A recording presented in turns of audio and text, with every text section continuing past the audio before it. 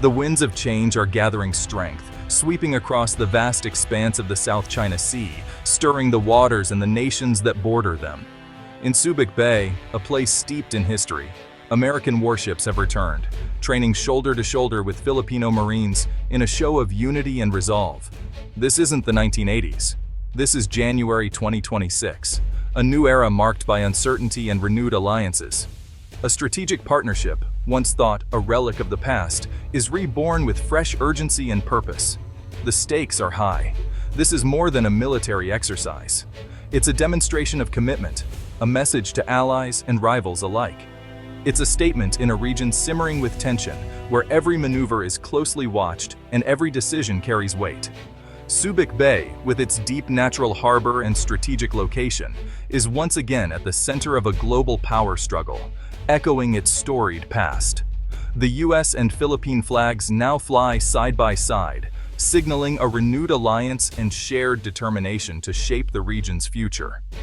Old friendships are being tested and reforged in the face of new challenges, as generations of soldiers, both young and old, come together.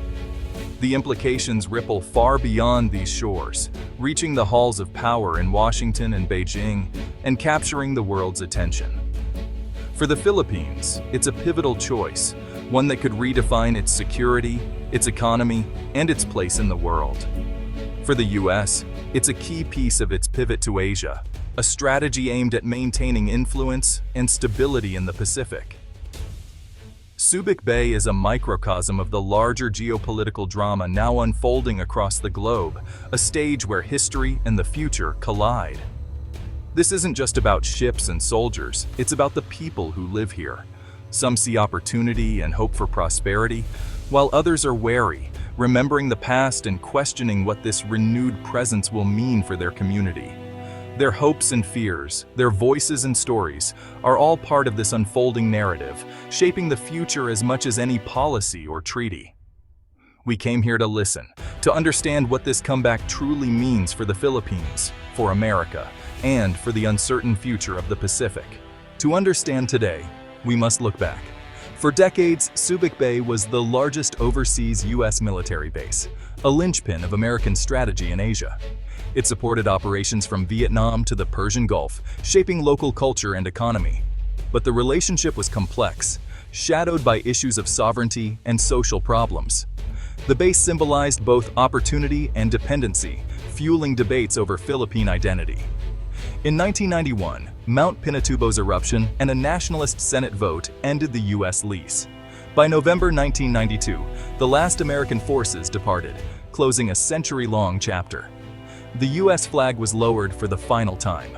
It seemed the era of American military presence in Subic Bay was over. But history, as we see, has a way of circling back. The legacy of Subic Bay still shapes the choices made today. After the Americans left, Subic Bay faced an uncertain future.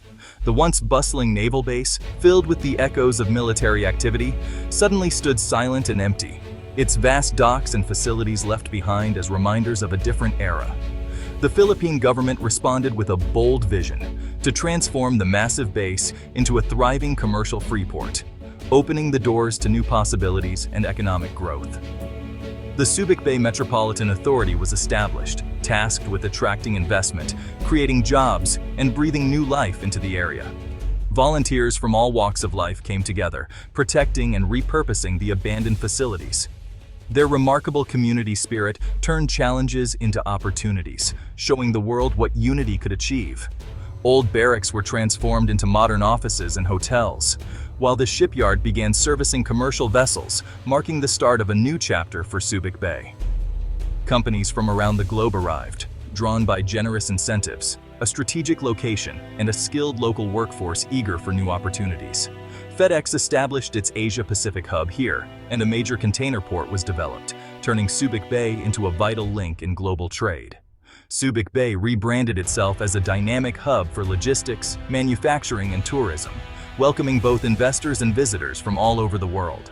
Over 2 decades, the area blossomed, becoming a powerful symbol of Philippine economic potential and resilience. The city shifted from military dependence to economic independence, empowering local entrepreneurs and creating new opportunities for generations to come.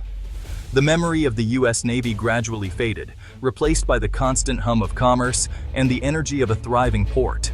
Subic Bay had closed one chapter and boldly started a new one, embracing change and looking toward the future. But the story was far from over. Subic Bay's transformation had only just begun, with even greater ambitions on the horizon. Why is the U.S. military back in Subic Bay? The answer lies across the South China Sea. China's assertive actions, building islands, harassing fishermen, have alarmed the region. The Philippines, facing a powerful neighbor, turned to its old ally for support. Nationalist sentiment softened, replaced by pragmatic security needs. The U.S.-Philippines alliance, once seen as obsolete, became relevant again. America's strategic pivot to Asia made the Philippines indispensable.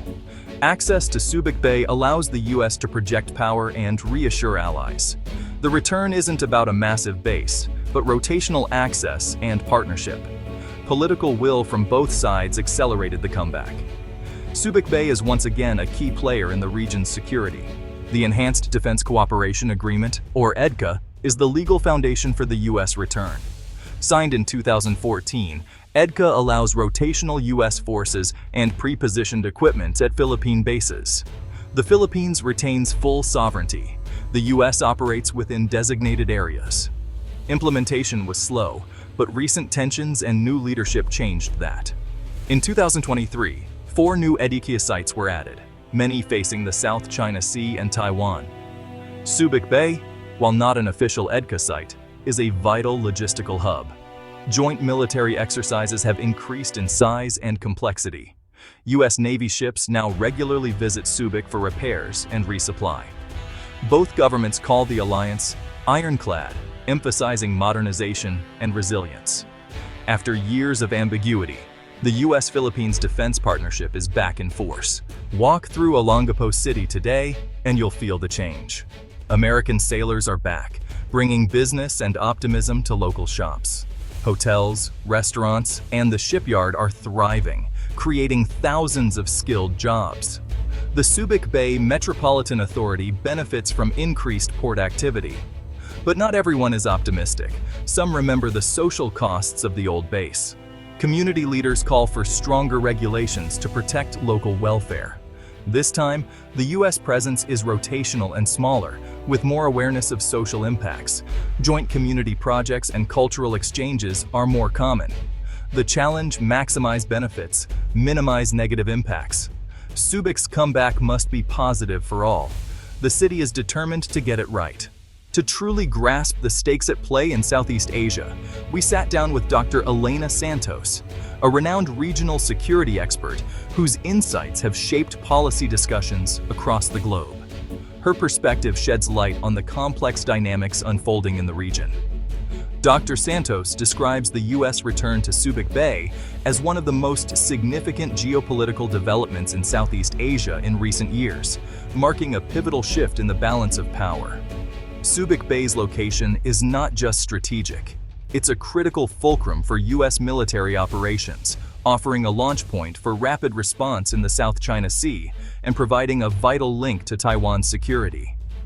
For Beijing, this development complicates military planning, forcing China to reconsider its strategies and countering its ongoing push to dominate the region's vital sea lanes. The renewed U.S. presence emboldens other Southeast Asian nations to assert their interests, but it also deepens existing divisions within ASEAN, as member states weigh the risks and benefits of aligning with Washington or Beijing. The Philippines' strategic pivot back toward the U.S. creates a much clearer fault line in the region, signaling a new era of alliances and rivalries. According to Dr. Santos, this move helps restore a sense of military balance, acting as a deterrent against unilateral aggression and signaling to all players that the status quo will be defended. A more visible and active U.S. presence, combined with a determined Philippine ally, sends a strong message and significantly strengthens deterrence in the region. While this increased military posture doesn't guarantee peace, it undeniably raises the cost of conflict, making any potential confrontation far more consequential for all sides. The rules-based order in the region, long under threat, now has a powerful defender, reinforcing international norms and the security of vital shipping lanes. Subic Bay, once again, finds itself at the very heart of Asia's evolving security equation, its significance growing with every new development. As tensions rise and alliances shift, the world is watching closely to see what happens next in this high-stakes geopolitical chess game. The economic promise of America's return is clear. The revived shipyard, now run by Cerberus, is busy with both commercial and U.S. Navy contracts. Each ship brings jobs and business to the region, boosting the local economy. But over-reliance on military contracts is risky. Geopolitics can shift quickly.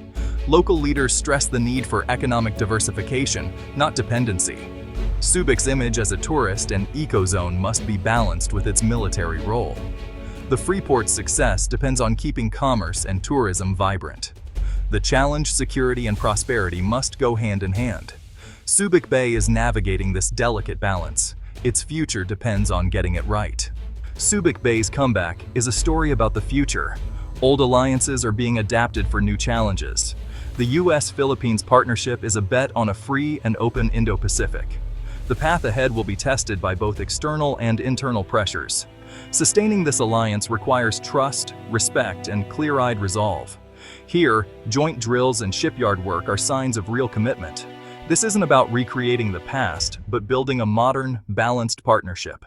The choices made in Subic will echo across the region. In an uncertain world, alliances and friendships matter.